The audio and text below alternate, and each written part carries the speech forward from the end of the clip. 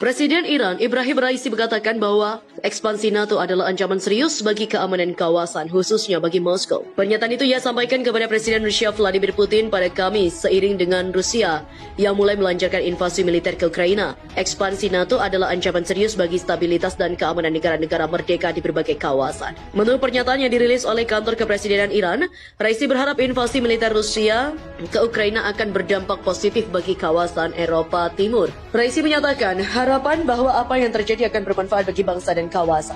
Sementara itu, Menteri Luar Negeri Iran Hossein Amir Abdullahian menilai memburuknya situasi krisis di Ukraina adalah hasil dari tindakan provokasi yang dilakukan oleh negara-negara NATO. Krisis Ukraina berakar pada provokasi NATO. Kami tidak percaya bahwa menggunakan perang adalah solusi. Penting untuk membuat gencatan senjata dan untuk menemukan resolusi politik dan demokrasi. Seperti diketahui, Rusia mulai melancarkan invasi militer ke wilayah Ukraina meskipun sudah dikecam oleh komunitas internasional. Bahkan tidak sedikit negara yang menjatuhkan sanksi berat terhadap Moskow karena tindakan itu. Menurut Presiden Rusia Vladimir Putin, invasi ke Ukraina itu perlu dilakukan untuk mencegah ekspansi NATO ke Eropa Timur yang mengancam keamanan nasionalnya. Menteri Luar Negeri atau Menlu Iran Hossein Amir Abdullahian pada Kamis menyalahkan aliansi keamanan barat NATO yang memulai konfrontasi yang berbuntut pada serangan skala besar Rusia ke Ukraina.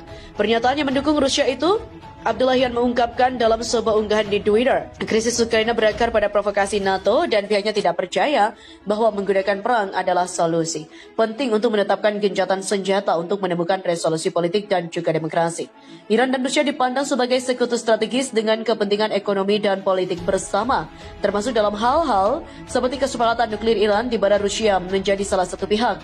Sebelumnya pada hari Selasa, Iran juga telah mendesak Rusia menahan diri dari menggempur Ukraina. Sekali lagi menyatakan NATO dan Amerika Serikat atas eskalasi ketegangan yang tajam. Republik Islam Iran juga meminta semua pihak untuk menahan diri dan menghindari tindakan apapun yang dapat memperburuk ketegangan. Juru bicara Kementerian Said Khatibzadeh menggemakan sentimen sama dan menyalahkan NATO atas kondisi di Eropa Timur. Sayangnya intervensi dan tindakan provokatif NATO dan terutama AS juga telah memperumit situasi di kawasan itu. Presiden Rusia Vladimir Putin sebelumnya juga memuji kerjasama erat kedua negara di panggung internasional. Putin dan timbalannya dari Iran Ibrahim Raisi juga memuji hubungan bilateral selama pertempuran dan pertemuan di Moskow pada Januari saat mereka bertemu untuk membahas kesepakatan nuklir Iran. Raisi memberi Moskow draft dokumen tentang kerjasama strategis yang akan memperkuat kerjasama bersama selama 2 dekade ke depan. Dia juga menambahkan bahwa Teheran ingin mengembangkan hubungan dengan Moskow yang tidak bersifat sementara tapi permanen dan juga strategis. Kekuatan militer Rusia mampu melumpuhkan puluhan fasilitas militer Ukraina di hari pertama invasi. Juru bicara Kementerian Pertahanan Rusia, Igor Konashenkov, mengklaim militer Rusia sudah melumpuhkan lebih dari 70 fasilitas infrastruktur daerah milik Ukraina. Dia menyebut ada 74 fasilitas militer Ukraina lumpuh karena serangan militer Rusia. Di antaranya adalah 11 lapangan udara milik Angkatan Udara, 3 titik komando Pangkalan Angkatan Laut Ukraina, 18 stasiun radar Angkatan Udara S-300 dan sistem rudal Buk M1. Dia juga melaporkan bahwa 4 pesawat nirawak Bayraktar TB2 buatan Turki berhasil ditembak. Dia memastikan serangan oleh militer Rusia tidak menargetkan kota-kota di Ukraina dan fasilitas sosial. Perbandingan militer Rusia dan Ukraina secara di atas kertas, militer Ukraina jauh tertinggal dibanding militer Rusia, sekalipun Ukraina mendapat bantuan persenjataan dari sejumlah negara termasuk Amerika Serikat. Rusia memiliki sekitar 280.000 personil tentara dan total angkatan bersenjata gabungannya mencapai sekitar 900.000.